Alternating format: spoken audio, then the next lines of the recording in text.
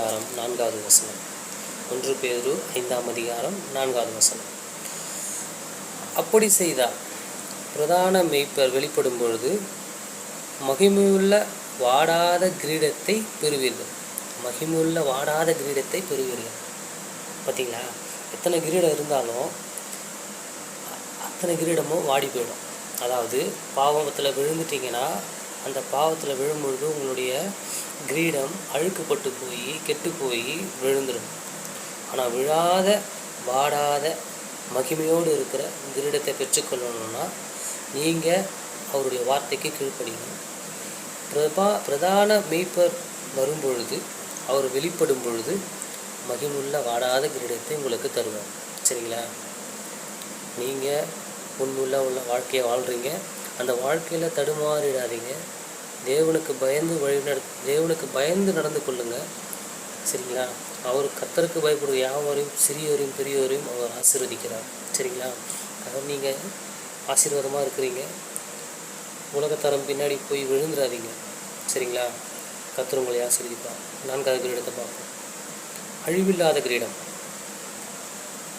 அது நாங்கள் அழிவில்லாத கிரீடம், என்றைக்குமே அழிஞ்சிடாது அந்த கிரீடம். சரிங்களா, 1 கொரிந்தியர் 9ஆம் அதிகாரம் 25வது வசனம். 1 கொரிந்தியர் 9ஆம் அதிகாரம் 25வது வசனம். பந்தயத்துக்கு போராடுகிற யாவரும் எல்லாவற்றிலேயும் இச்சையடையாமல்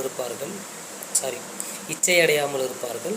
அவர்கள் அழிவுள்ள கிரீடத்தை பெறும்படிக்கு அப்படி செய்கிறார்கள்.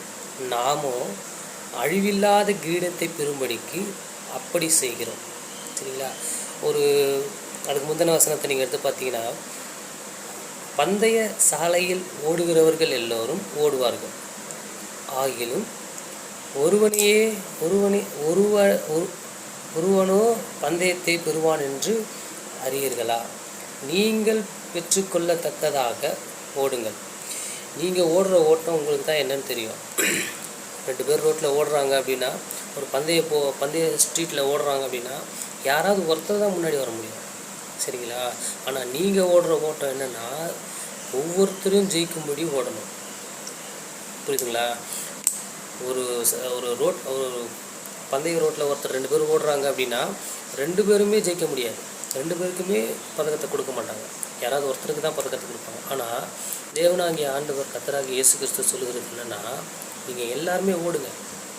உங்கள் எல்லாருக்குமே கிரீடம் உண்டு, அழிவில்லாத கிரீடம்.